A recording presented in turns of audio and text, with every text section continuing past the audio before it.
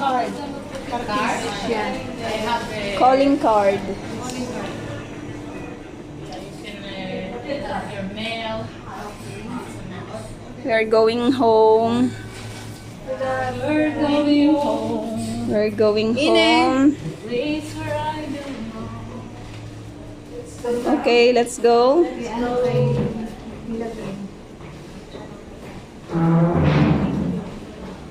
Thank you, Tiberias Hostel.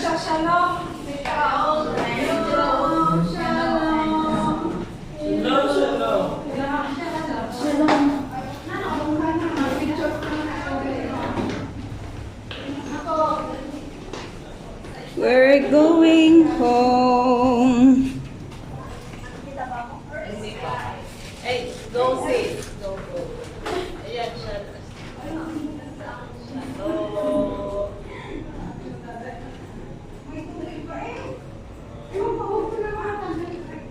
Yan.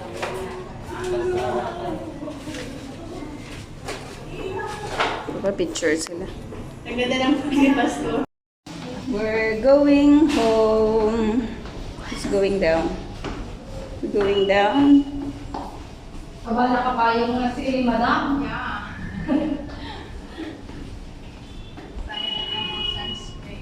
Ate Med, sinamin ko na yung sombrero. Ah, Ay, oo nga na kasi may mga... Nasarahan na din yung ano. Siya. sige na. Ate, akin na yung isang. Mabigat yan ate. Tiberias. Wala tayong tubig. Sige na, bro. Wala na. Wala na po.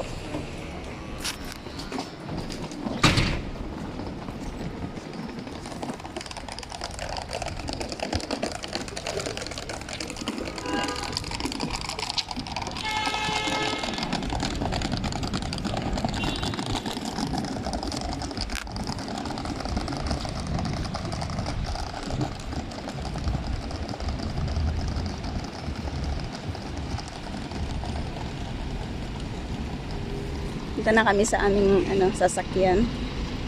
Hindi kasi siya makapasok.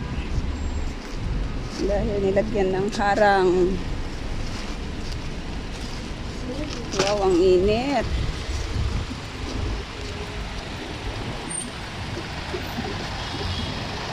Ang aming bus. Sasakyan, minibus.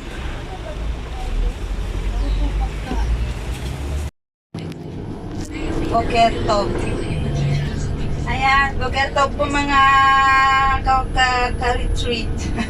Mga kapatid, pupunta po tayo sa Magdala. Sino na pong nakapunta sa Magdala? Magdala kayo ng mga inumin, payong, sombrero, dahil pupunta na tayo sa Magdala. Ayan. Ang Magdala po ay naka-locate siya sa western shore ng Galilee.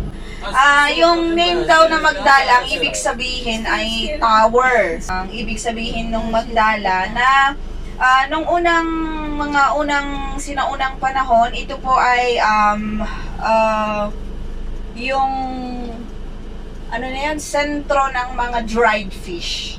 Kumbaga sa Bisaya, 'di ba, sa atin, maraming mga dried fish kasi malapit sila sa dagat, sa Pangasinan, sa La Union, mga ganong yung mga malalapit sa dagat.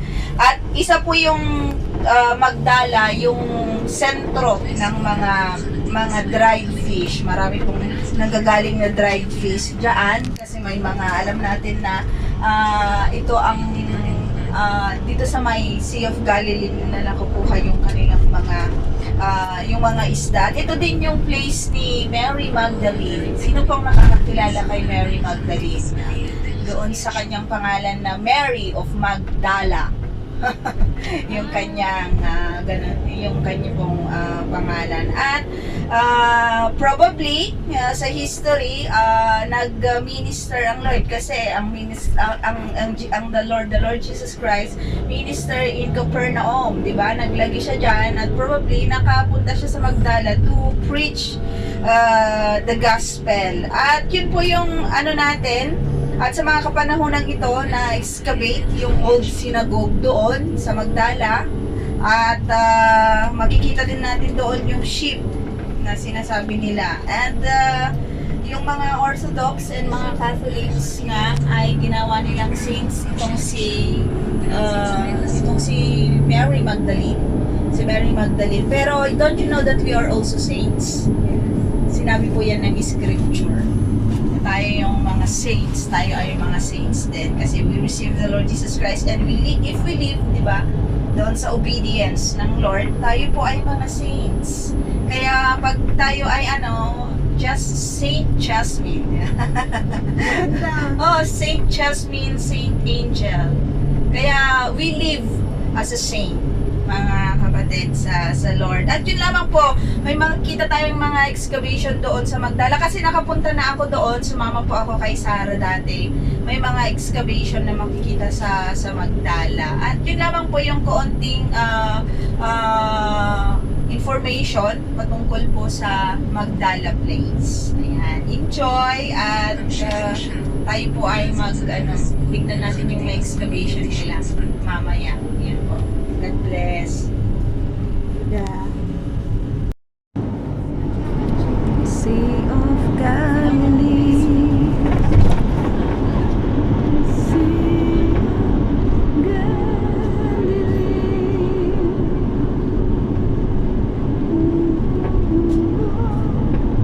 Sino ang hindi nakatulog? Ako.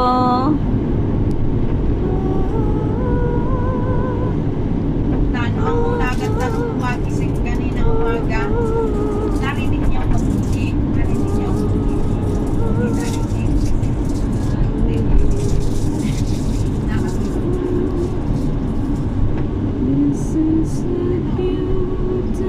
Bunker,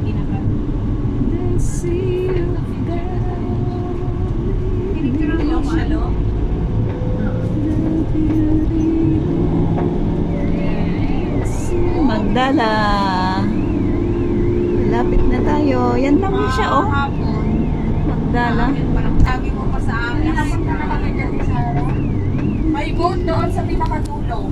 Oo, yung parang doon sa dinosaur. Diyan nga nila nakuha yun.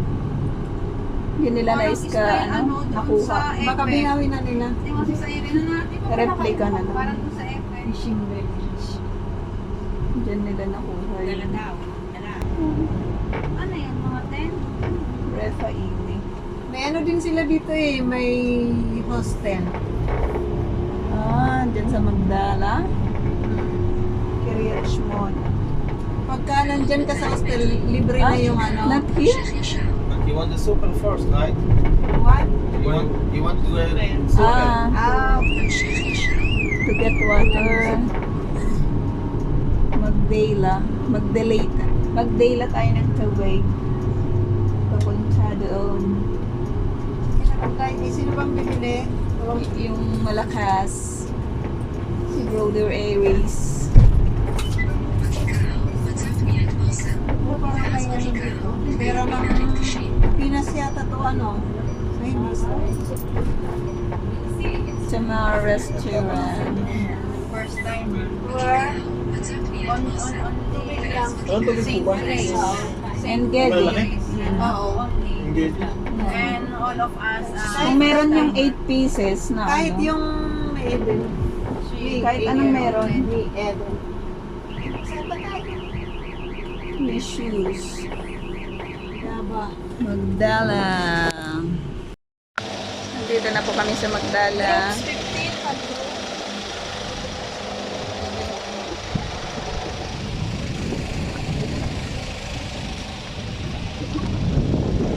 Ito ang entrance ng Magdala. Entrance. Dito ang entrance. Sa mga ano yan.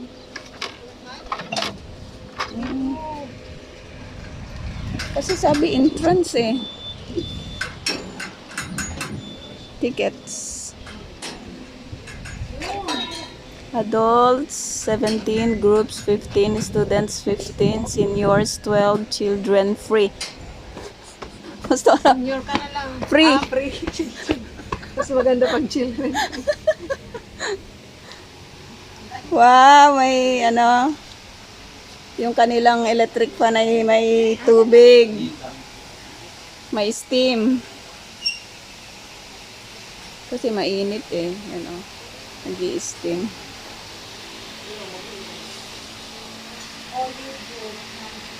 But wala naman, hindi naman nararamdaman. Steam. Ito yung kanilang mga paninda.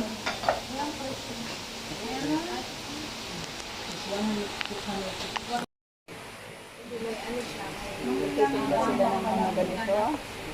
Ang tanong presyo nito? Mga souvenir. Ito ay 60 shekels. Mahal.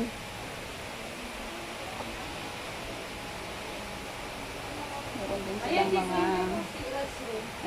mga sombrerong tinda. Meron din dito silang tindang notebook. Saan naman yung notebook? Next week dito tayo mag-book eh.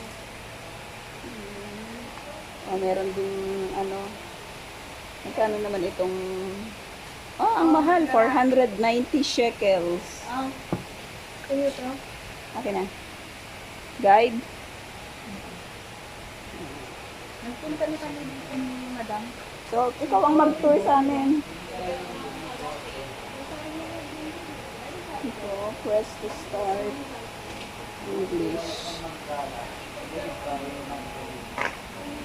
Yan yung kanilang electric fan, no? Ganyan pala dapat ang gagawin para hindi mainit masyado.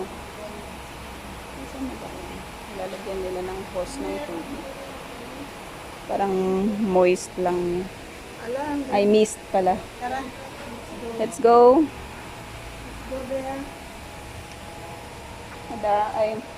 Anong masasabi mo sa ating trip? Enjoy. So, ang makikita natin dito sa Magdala ay mga ruins ng city ng Magdala.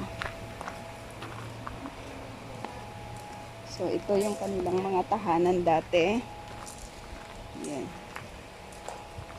Ang mga remains nila ay mga bato. At tignan mo naman, solid na solid yung pagkakagawa nila ng bato. Oh. Grabe. Paano nila yan binubuhat dati. So, ito ay community ng mga tao sa panahonan na iyon. So, dito sa community na ito, merong synagogue. Dito sila sumasamba. Dito sila pray.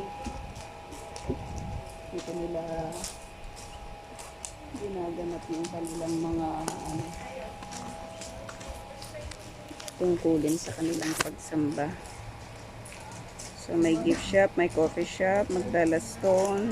Ito yung Century Synagogue. Ano ba yung number nito? Number 5. Ito nga yung synagogue. Ito yung entrance. The Migdal Synagogue. Entrance, but no entrance. Ito daw yung Pero ito yung pinaka-entrance niya. Sinagog siya. Entrance. entrance. Ipapasok ko ng synagogue.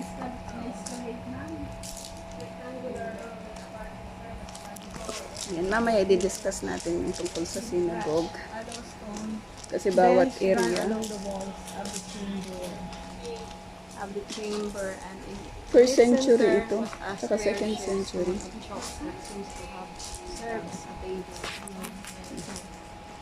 study hall, the ornamental furnishing.